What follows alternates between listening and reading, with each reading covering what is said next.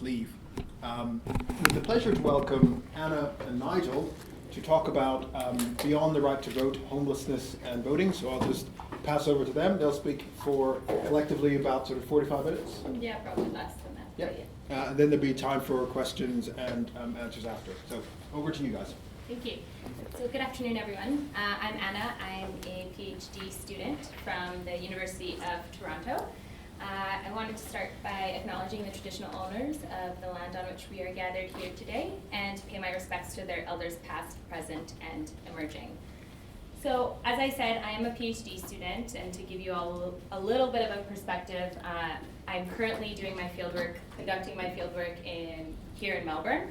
I still am in the middle of the fieldwork. I'm still conducting interviews. I still have a lot of data analysis to do, so these are really some preliminary findings that I'll be talking about today.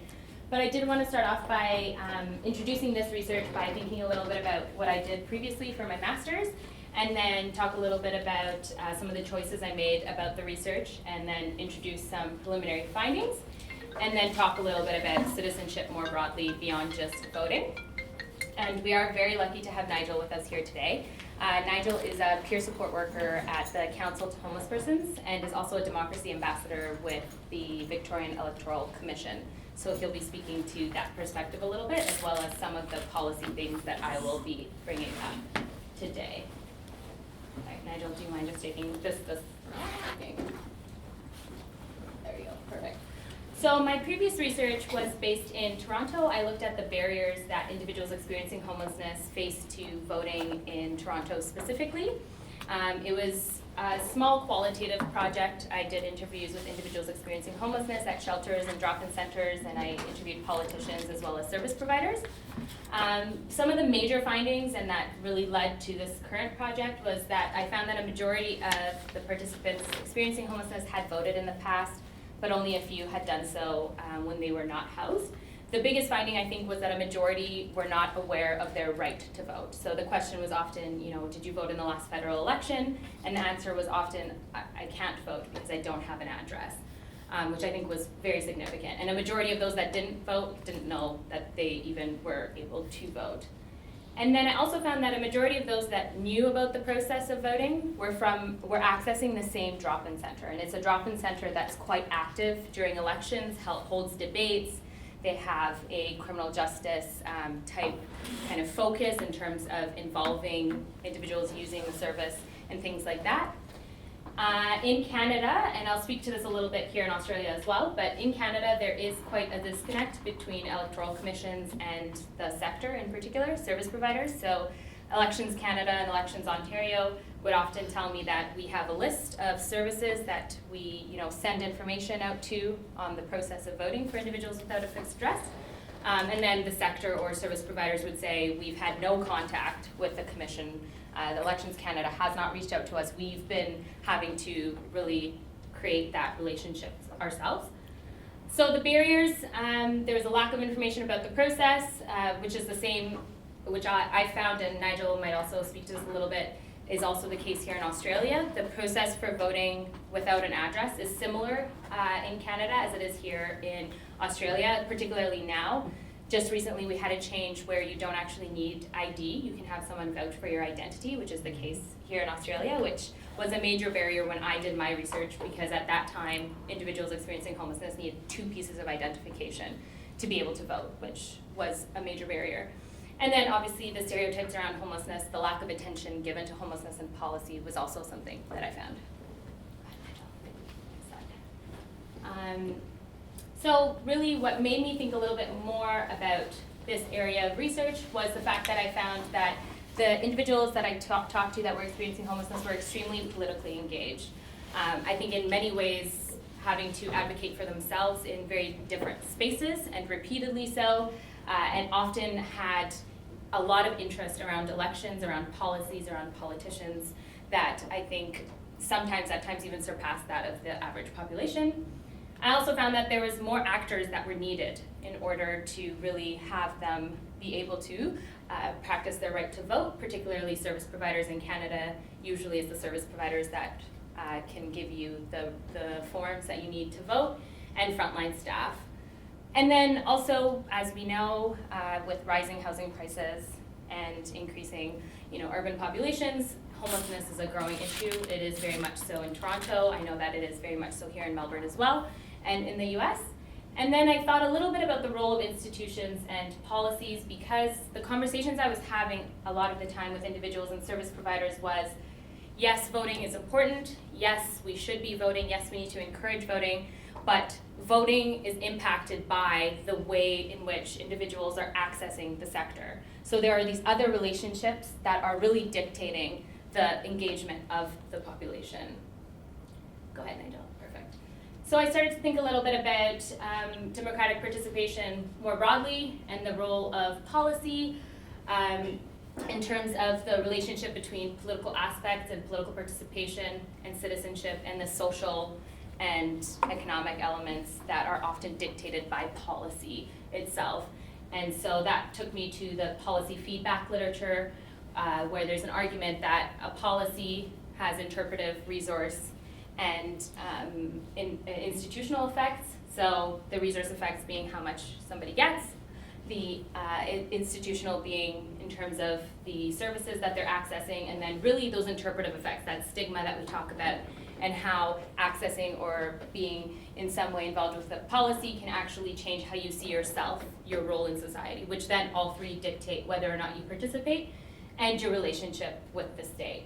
And I will say that the political participation literature often focuses a lot on individual level socio-demographic factors, right? So we hear a lot about, race and voting, education, the role of education and things like that.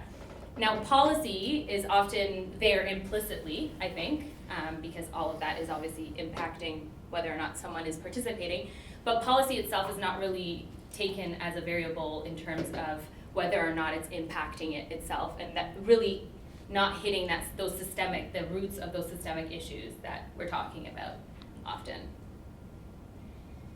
So these are the characteristics that the particular body of literature that I'm looking at, policy feedback literature, argues impacts citizenship and more specifically political participation. These are the characteristics that I'm using when I'm looking at the policies that I am looking at. So generosity and eligibility, I think, are pretty self-explanatory. Visibility is a big one, because I found in my previous research that, again, the lack of knowledge around whether or not even just electoral policy or processes was important, and that's the case even with social policies as well. Implementation, Australia, like Canada, federal systems make everything a lot more complicated, who's responsible for what, and the impacts that that can have. And then I added overlap, mainly because, as we know, in terms of homelessness, it's not just electoral policy or housing policy, it's usually some sort of social assistance.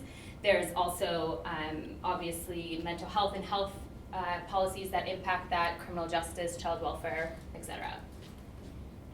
So in terms of homelessness, the reason why I think that it's so important to talk a little bit more about the inclusion and the political engagement of individuals experiencing homelessness is because there's this interaction with the state, and very much so. It's a targeted population by policy, by policymakers, by politicians. I think it's a tough, almost the most extreme case in many ways. And again, I'm speaking to a particular part of the population. There are individuals experiencing homelessness that aren't interacting with services and aren't interacting with the state, but those that are targeted by policy and service delivery. It's also interesting because individuals experiencing homelessness in all three cases that I'm looking at can vote, right? So it's this idea of they have this right to vote, but there's very little research on whether or not they are voting, and then on top of that, it's interacting with other policies and policy areas.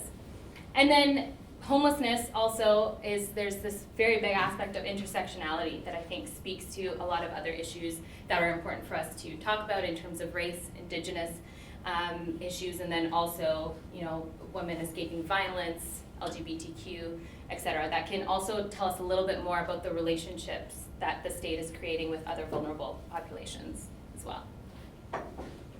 So my research question for this particular project now is asks what are the effects of public policy on the political participation of individuals experiencing homelessness.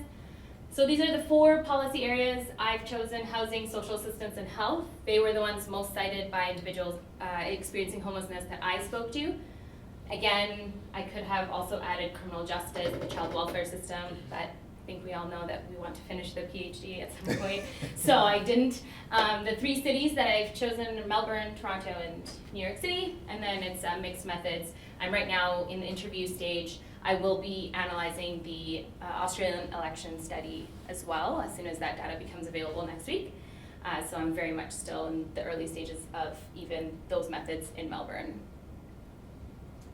So the 3 cities, why did I choose them other than trying to escape the Canadian cold? I think that it's very interesting. Compulsory voting adds a very interesting comparison for me, I think, in terms of comparing to Canada.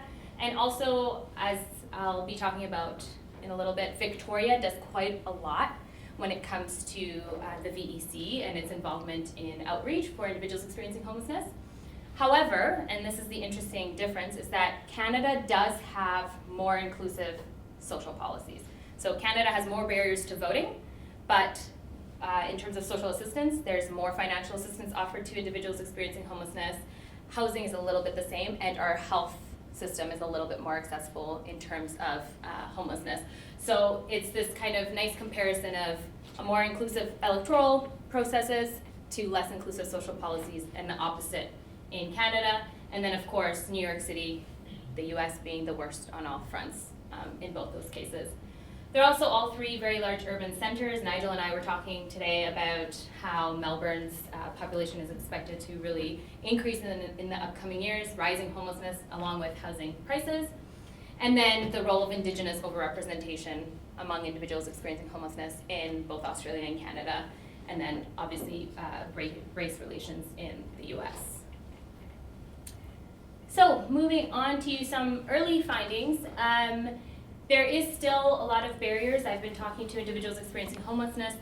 It's very interesting. I think I thought that coming in, because of compulsory voting, I assumed that individuals would automatically know that they can vote, but there is very much still this idea of I don't know how to vote because I don't have an address, or I haven't enrolled to vote because I don't know how, or I'm scared. They're scared they're going to get a fine, which is very much not the case if you do use the process. There is a difference though that I haven't really ironed out yet. In Canada, you are allowed to use the center or the service, the homelessness service that you're using as an address. So I think that plays a role because that's not the case in Australia. But again, I've had a lot of discussions with individuals about the not having to have a form of ID as being very important, because to get Centrelink and all these other services, you often do need a form of identification. Victoria, I found, has the most accessible and most engagement practices compared to other states. Also, individuals that I've spoken to, both service providers and individuals experiencing homelessness, often say, oh yeah, I've seen the VEC campaigns, or oh yes, the VEC has come out to my organization. Not so much the AEC, so it's much more so at the state level that I can tell. The state does have a democracy ambassador program, which Nigel will be speaking to a little bit later, and that includes representatives from a variety of different cohorts that Nigel maybe will get into a little bit later. They also have a homelessness advisory group. So the VEC meets with a group of individuals with lived experience, but also from the sector, twice a year, and says, what can we do around the next coming election that might increase participation or enrollment? They also do things like show up to centers or different services and encourage individuals to enroll to vote beforehand. And then obviously mobile voting, which is interesting. In Canada, just this last federal election last month is the first time in Canada that mobile voting was used for a federal election, which I think will be interesting because in my previous research that was not the case. And the VEC has shared some great data with me in terms of the effects of these different outreach that they do, different outreach programs they have. And what it shows is that the more sessions they do, the more services that they hit, there is an increase in enrollment and an increase in participation in terms of at the mobile polls. So it's working in some ways. So now what I'm going to do is give you a little bit of a snapshot of some of the different policy areas that I was talking about earlier, housing, social assistance, and health, just to show you a little bit of the perspective of what that can have, the impacts it can have on political engagement. So for those of you that might not be aware, in Australia, if you're an individual that is suddenly homeless, there are these IAPs that are called, the initial assessment and planning points, and what they are is in different, depending on where you are, different catchments, you can go into, it's considered almost a one-stop shop. You go in and you say, I need housing, I need to be put on the list for social or public housing, and then they also link you to different crisis accommodation areas, which has some positives to it, but obviously also some issues. Lack of housing stock, I mean, we can talk about this for a very long time. There is barely any stock whatsoever in terms of public housing, and so there is, in Australia, has been an increase in using the private sector for that as well. And I have quite a bit of quotes. Again, I haven't gone through all of my interviews yet, but I've been able to include some of those voices here as well. A lot of the staff working at the initial planning spots are argue not to have, the empathy, or are lacking in terms of their interaction with individuals experiencing homelessness. There's this idea that, this was a participant that was telling me that they showed up to a IAP, said that they need housing and were offered a shared house, but they argued that they couldn't. They had a history of sexual abuse trauma and said, I can't sleep with other people, it doesn't work for me, and we're pretty much told, well then you might as well sleep on the streets. Like, if you can't, you should take what you can get, in not so many words. And then social assistance, Centrelink. Whenever I bring up Centrelink with participants, it's always a groan, and almost always followed up with, it's a horrible system. I will tell you that New Start allowance is by far the lowest form of financial assistance compared to a lot of other industrialized liberal welfare states.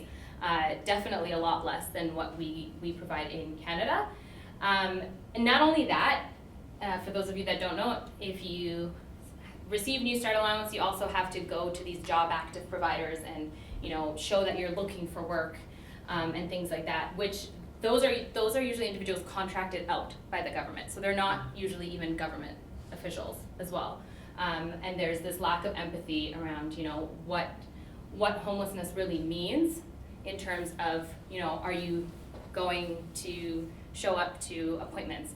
Are you going to be looking for jobs, and what that even looks like in that sense?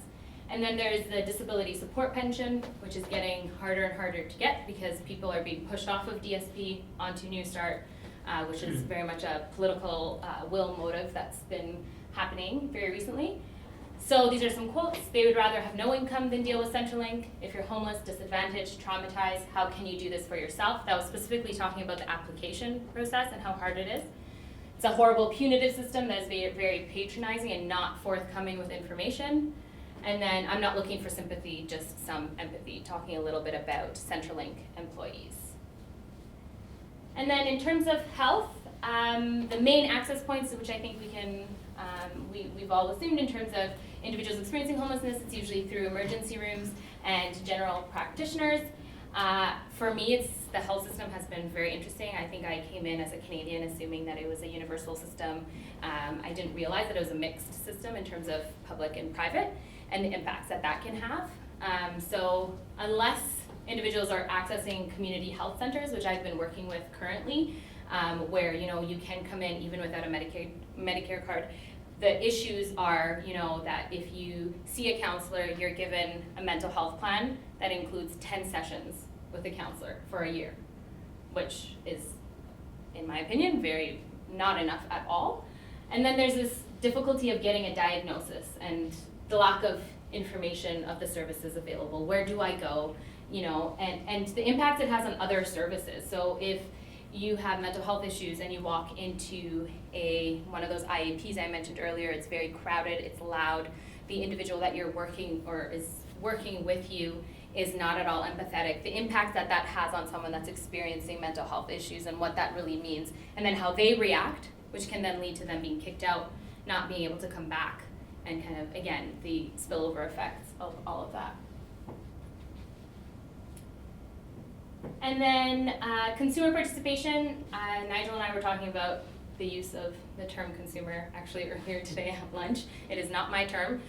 It's the sector uses the term consumer for individuals that are accessing the services, which I think is interesting and something that is worth exploring in terms of the terminology. But what I have found that Victoria and Melbourne specifically is much more ahead on in terms of, it's still quite recent, and Nigel will speak to this a little bit more, I think, too. But for me, it's been interesting to see that there's been this uptake of talking, or at least having a dialogue with individuals that are accessing services, and it's not just evaluation, here's a survey, how are we doing? It's really, can we have you on this committee to really help us improve our services, and then those with lived experience as well. And the government, the Victorian government has consultation processes, parliamentary committees, etc., that include individuals with a lived experience. And the important I found that there's an importance to voting in that too.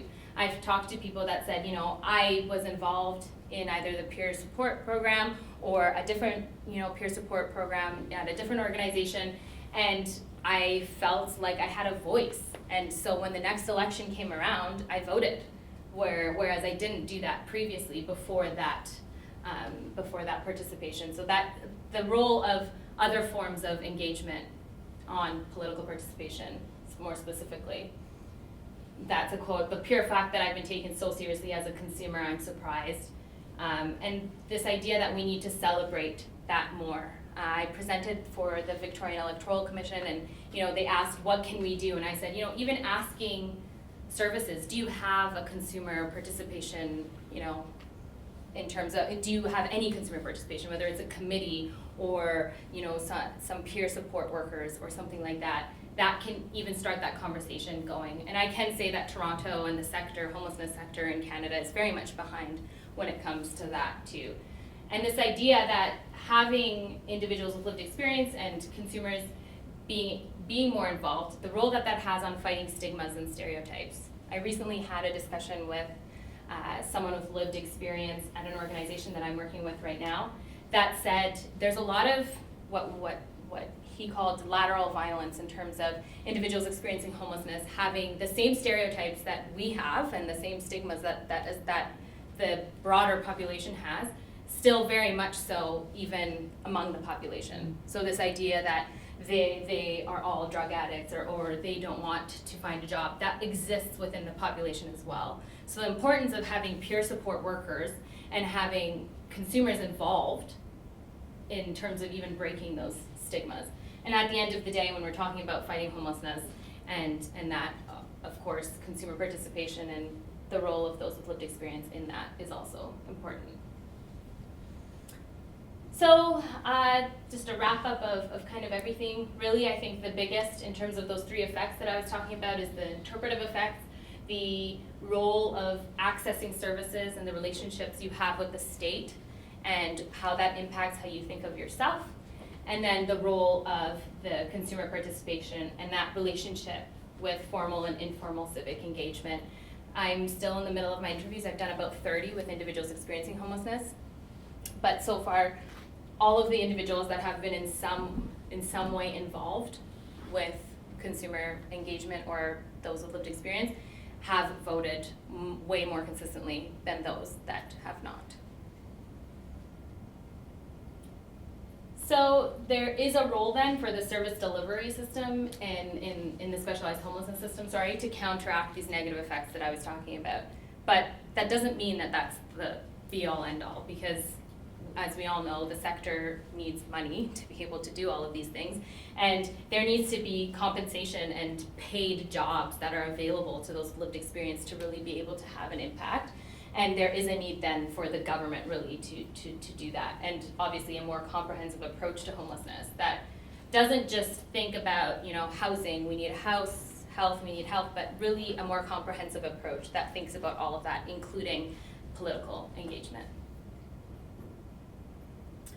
So thinking a little bit about citizenship more broadly and the idea of, having the capability to really practice the right to vote, but also the right to participate politically in other forms, and the relationship between the civil, political, and social aspects of citizenship as we know it.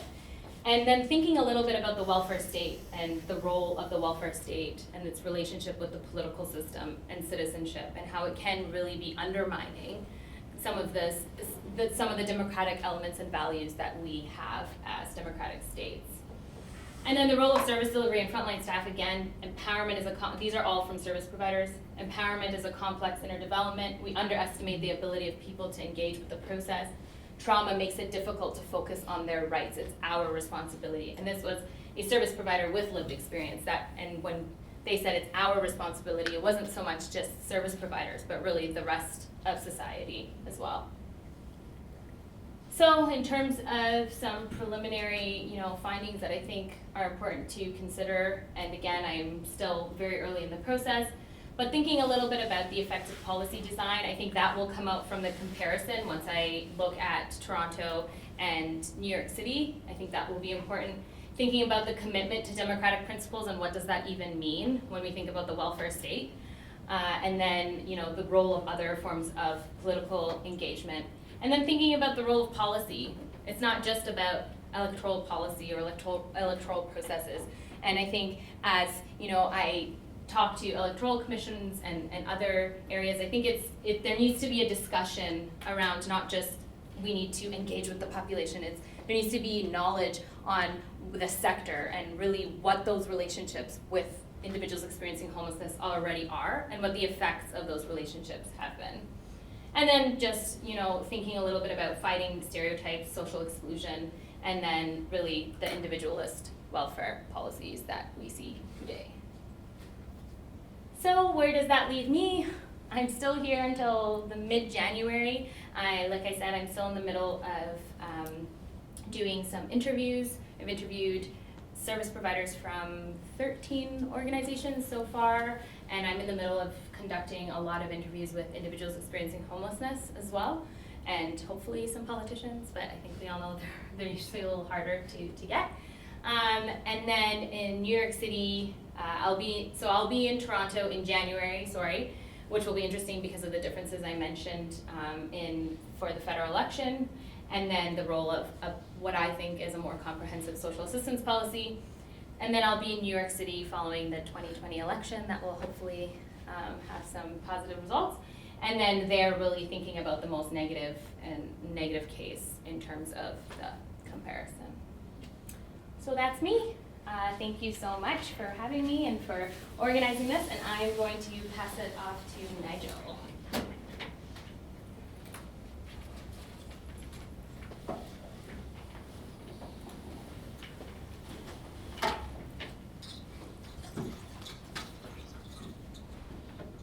Hi there, my name's Nigel. I'm from the Victorian, the Council to Homeless Persons and the Victorian Electoral Commission. I'm a person who has lived experience of being homeless, and I also, as I said, worked as a democracy ambassador for the Victorian Electoral Commission over the last election. Just to give you a little bit of background, my story begins when I was in Alice Springs in 2011, and I was a chef working up there, and I experienced some cardiac arrests or some heart attacks, and because of that I was transferred down to Adelaide and spent over 6 months in hospital while I tried to work out what was going on with me, and that sort of led to me becoming homeless in the end. Often mental health and health, physical ill health are related, and and homelessness is sometimes, not always, an eventual outcome. But that led me to becoming involved with the CHP. I eventually lived in Melbourne.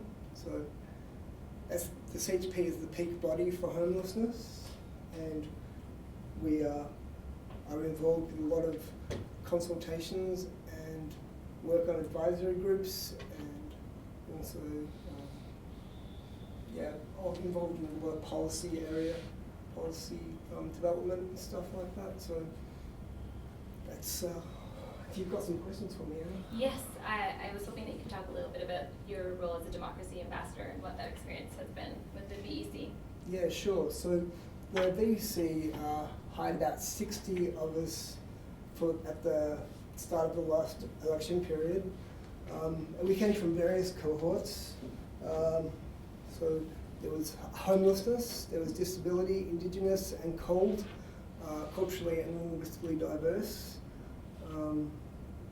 And I fitted into a lot of those categories, so it made it quite useful for me to go out and go and speak to various communities and stuff like that. So I was able to engage with them, and we were able to say that you can be homeless but not voteless, and you don't need to have a fixed address to be able to vote. So that was something we really wanted to stress at the last election.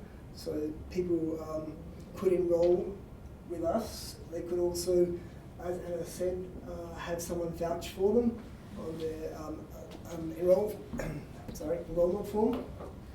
And so.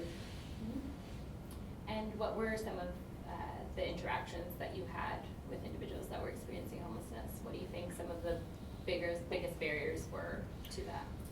Well, we went out to various services like AOD services and actual homelessness services, some in the city, some in the suburbs, some even in regional Victoria. And one of the main issues is trust, of course, as you can imagine. Homeless people have, on the most part, had pretty bad experiences with services or authority figures. And because of that, it's quite hard to get them to trust you. Being a person with lived experience, it's easier on that in that respect. You can sort of empathise and engage with them on that level, and they do trust you after a while. But as with trust, I'd say was the big thing. The biggest. Yeah. And what other consultation, forums have you been involved in? Have you done, or that you know of, in terms of policy, or with the city or with Victoria, in terms of the Council to Homeless Persons and its involvement? So we do get involved with various councils. We work with so various local councils, and we're involved with the advisory committees for policies they're setting up. So there's recently we did an advisory consultation in the city of Melbourne about smoking on Burke Street Mall, and whether that would affect people, especially people that were sleeping rough. And the initial outcome was yes, it would affect people sleeping rough if it was to stop smoking in that area, but there was some attempt to at least to engage with people who have experienced homelessness and try and find out how they could make it acceptable for everybody. So you have that health, and you have that sort of you're looking after the welfare of other people, various cohorts as well. And I guess my last question before we open it up, I think, would be to ask in terms of your experience as, in whether with CHP or the VEC or any other form of consultation, you're personally in terms of, do you feel like your voice is being heard, and the value that lived experience can have in terms of impacting policy or outreach with others experiencing homelessness? As we were talking about earlier, I think it's important to remember that homeless people are just people, and you know that they do have the potential to actually escape their situation, and the ability to escape this situation, and the ability to improve their situation. I know from my experience that it's been a lot of hard work to try and get myself back on my feet after experiencing what was a physical health condition turned to a mental health condition. And yeah, I think that it's just a lot about self-belief and, as you said, empowerment. It's a very, very big thing. Yeah, I hope that makes sense. No, that's great. Okay, thank you. Okay. Well, thank you, Anna and Nigel, for those really stimulating thoughts. So we'll open it up to questions.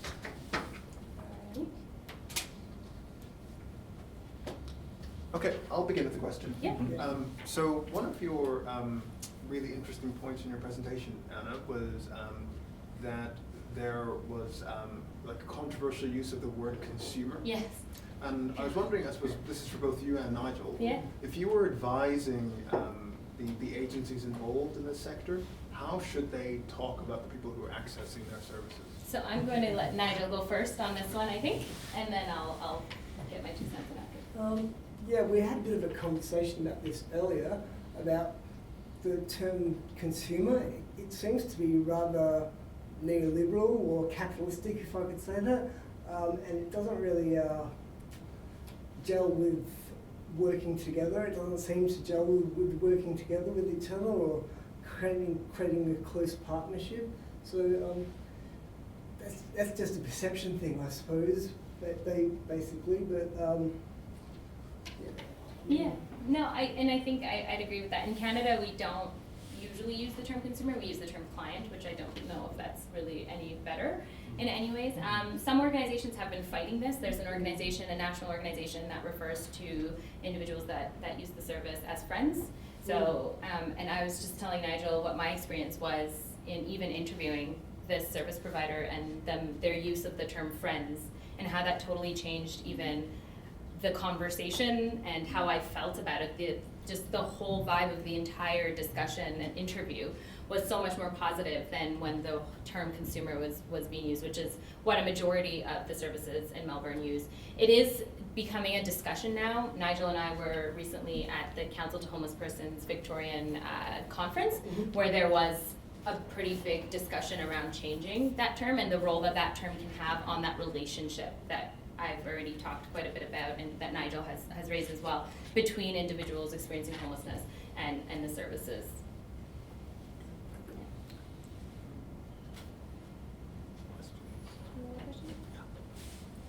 Me? Yeah. Okay, thanks.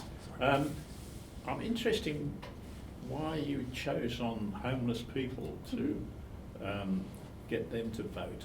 What's your turnout roughly for voting? For voting, so I can't tell you exact numbers here in Melbourne yet because I'm just still in the process of doing that research. But I can say in Canada, when I looked at mobile polling data, and again, only at the municipal level because that's all that was available, in terms of the mobile polls, so what I did is I took an average of the amount of people that use the service per day and the amount that actually came and voted. And it was actually higher, although again, it's a municipal election, so turnout in Canada for municipal elections is very extremely low. So it was about comparable to the general population. Now, in that again is municipal elections, and that was the only data I had. The issue that I'm running into is that there is no data. And that's the problem. So what I'm relying on is individuals telling me if they voted or not. And what I found is that I did my research shortly after the federal election in 2015 in Canada. And a majority of individuals that I talked to, I only talked to 28, I think it was, or 30, and a majority said that they had voted, but when they voted, they were either in temporary housing or social housing. So rough sleepers were not voting. But again, in Canada, there is no outreach at federal elections. So there is none of that. The VEC has a little bit of data that I'm starting to work with and put into some quantitative figures and numbers, but we don't really have data on how many individuals are really voting. I'm hoping to hopefully to get some data from Elections Canada. Elections Canada, it's a completely separate form. So there is somewhere in some big government office gathering dust, a box of these forms that just need to be counted. And so I'm hoping that I can get that data. In Australia, it works a little bit differently, because if you sign up as an itinerant voter, it's not just that you're homeless, you could be traveling, you could be, there's a variety of different issues. In Victoria, the form for those without a permanent address does have a tick where you can tick, I'm homeless. So I'm gathering that data right now. So the answer is, I don't know yet, but from what I can see, there are major barriers to voting, but there is still, particularly in Australia, I think around the compulsory voting, there's still very much the case for participation. It sounds like a good idea to encourage homeless to vote. You would hopefully involve them in society more. Yeah, exactly. And it's just a strange one to me. It only happens every 3 years or 4 years, whatever it is. And to help the homeless once in every 4 years. But it does work, does it? Does it help the homeless? Is homeless affected by it? Or? Well, it seems to have worked to some degree within the Victorian electoral system, but within the Australian electoral system, like the federal system, it doesn't seem to have worked very well at the moment. It's like baby steps through. So. Right. And it's very much about the relationships, right? I think there's relationships that need to be made with individuals with lived experience, but also the sector. So electoral commissions and the government in general need to really build those relationships with the services that individuals experiencing homelessness are accessing to really help in terms of encouraging them to vote. Yeah, thanks. Paul, did you have a question? Nigel, just with when you're a democracy, sorry. No, you first. Okay, when you're a democracy ambassador, were you able to contact people like the people of Sleeping Rough? It would be really the hardest group to contact, I think. We did go to a few homelessness services in the CBD, and I was able to sort of liaise with some people that were sleeping rough. But as I said, like it's quite a hard trust thing to be able to get them to trust you initially, because you're only there for like an hour or two, and so you try to form a relationship with these people, but it's a very tricky thing. Like, but we did speak to some rough sleepers. Yeah, definitely. And I'll just add to that in saying that the Victorian Electoral Commission has a lot of funding for outreach and engagement processes. So the Democracy Ambassador program is a paid program. So Democracy Ambassadors, it's a paid position, which I think is important to also keep in mind as well, and in terms of the resources that it does take to do that. But there also needs to be some political will and really want in order to be able to do it. The Victorian Electoral Commission that's one of the really good things about the Victorian Electoral Commission. They do engagement really well, and they really try to tap into those various cohorts that I talked about previously. Hi, I've got a couple of questions, one very dumb. Yeah, does the Victorian Electoral Commission look after local government as well as state local elections? So you're covering the municipal ones as Yes, well? yeah. And secondly, can you explain a bit more about the fine system? So most of us get a fine if we don't vote. But you were saying homeless people don't get a fine? Yeah, if you identify as being homeless, then you don't get a fine. Okay. Yeah. So you're enrolled as someone without a fixed address or an itinerant, depending, and you're exempt from getting the fine until you then re-enroll with an address and So state that that's there's great, an because otherwise it would be a real disincentive to everyone. Yes, Yes, exactly. sure. But again, this idea of misinformation, right? So in Canada, it's very much, I don't know if I can vote. Whereas in Australia, it's if I vote, I'm going to get a fine. Yeah. So is this misinformation or lack of information around that process, I think. And even individuals that I'm talking to, they say that I don't want to get fined, so I don't vote. I'm not enrolled. I think maybe that VEC was actually trying to break down barriers Yeah. for people to vote. So that was one of the good things that you Nigel, build. sorry, I get the third one. Nigel, do you get a sense that people don't enrol to vote because they're worried that once the government has their data, that they Yes. can invade their lives in other ways? Definitely. I know it sounds like a Yeah. paranoid thing, but it's a real concern. Yeah, that is a real concern, Yeah. especially with privacy and stuff. So, no, I don't doubt that at all. Yeah. There's the Victorian Electoral Commission does something else that I've been looking into in terms of going to remote communities or rural communities and encouraging them to enroll as well, in terms of saying that it's kind of combating this sharing information bit in saying that the role is then shared with health organizations that send out letters to remind women to go, get their breast examinations and things like that. So there's these connections that the VEC is trying to make around, yes, we have your information, but it's also used in these other vital ways in order to try to break down some of that as well. Can I just follow up on that point? Yeah. I mean, obviously the sharing of information can have those positive Yeah. spillovers, but I mean, if I was told this and I was concerned about it, Mhm. that wouldn't assuage my fear, because I'd be thinking, well, they're also going to be in touch with Centrelink and Yeah. sort of all these sort of bad agencies. Yeah. So how do you solve that problem? I mean, I don't know if there's an answer to that. I think the other issue, or not issue, but Centrelink does share also information with the electoral commissions too, at least from what I know as well. So there is ways to get enrolled through Centrelink too. And again, whether or not that has a positive depends on how you think of your own information and whether or not you think privacy in terms of that is an issue. I think the process for the itinerant process and or the silent elector form was created for women escaping violence and other issues where they don't want their address to be accessible.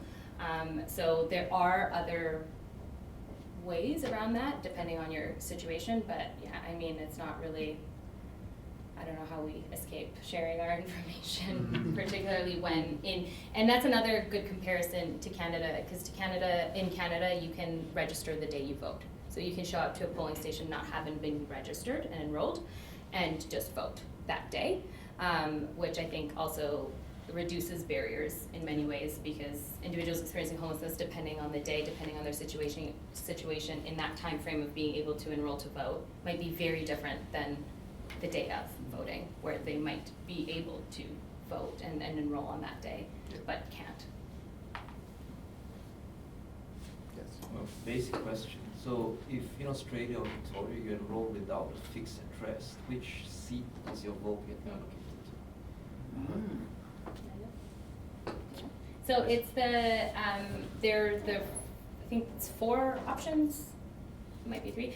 So the address that you provide is either the address where you were born, or it is the address of there's a few different ones. There's one where you're born, then there's the address, your last address, or the address, or the person that's vouching for you. So there's a few different options, but this is something I wasn't very aware of. So in the legislation, and I have to look closer at the legislation, so don't quote me on this, but in the legislation, there's legislation around being able to use business addresses as an address when you're enrolled to vote, which is why services that individuals access can't be used as an address. But I think that was identified. So there's a and I'm hoping you will all have access to it very soon. There's a group of researchers in Adelaide that had just did the biggest pilot project around homelessness and voting that was actually funded by the AEC. And they reached out to me, and that's how I even ended up here, to be honest.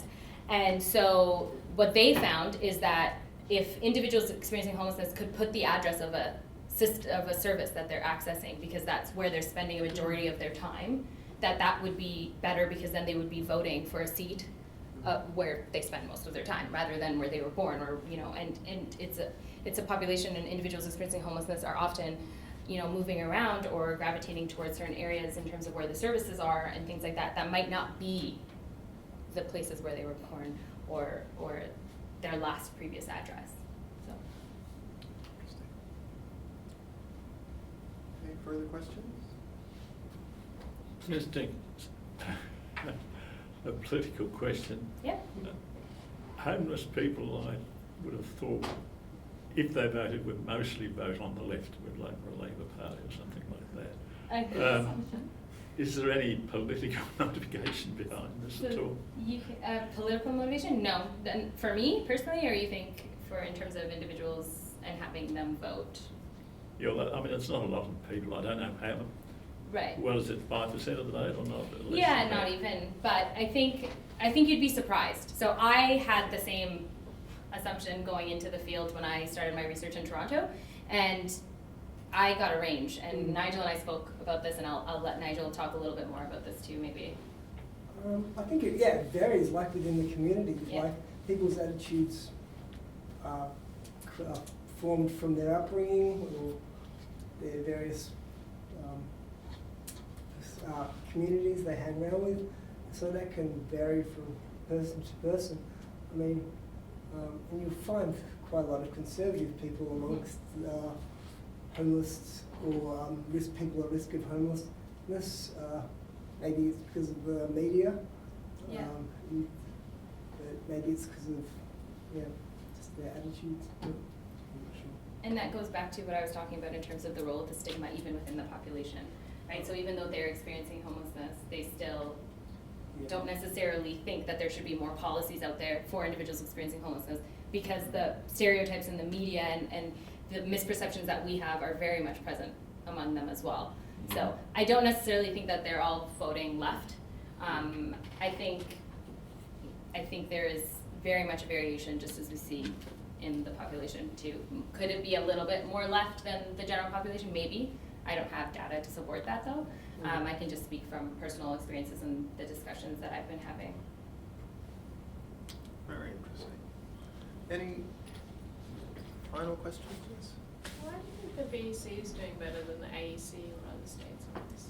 So what I can tell you that I know now, I went to the ERN biennial conference and I spoke with a lot of other state commissioners, and I think it has to do with funding. I can't really say much about it yet because I don't really know. I'm looking into it now because I wasn't aware of the differences, because I'm looking at different cities in different countries that are all federal systems. Hopefully, once the PhD is done, I'll be able to compare within countries as well in different states and provinces too. But I think what I've heard, at least from other state governments, is that the VEC has a lot more flexibility when it comes to their funding and setting their own budget. And I don't know institutionally or bureaucratically what that means or how that really translates, but I'm hoping to look into that more. So I think it's that. I also think that the VEC has spent a lot of time building relationships that I think don't just happen right now or right before an election or right after an election. It's a maintained relationship that has taken a lot of time.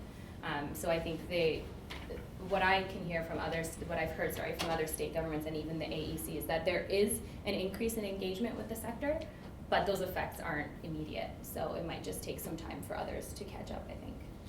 They've also got really good community development people on staff at the VEC, so they're able to do that sort of work and engage with the communities very, very closely. So I think that's one of the reasons they do it better.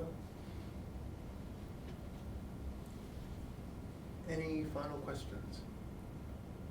Okay, we'll stop there. It remains to thank Yes. Anna and Nigel for such a stimulating talk. And thanks to you all for coming along. Thank you, sir. Thank you for organising this. Remember there were so many votes in the Senate, Yeah, when they had still a lot. the 80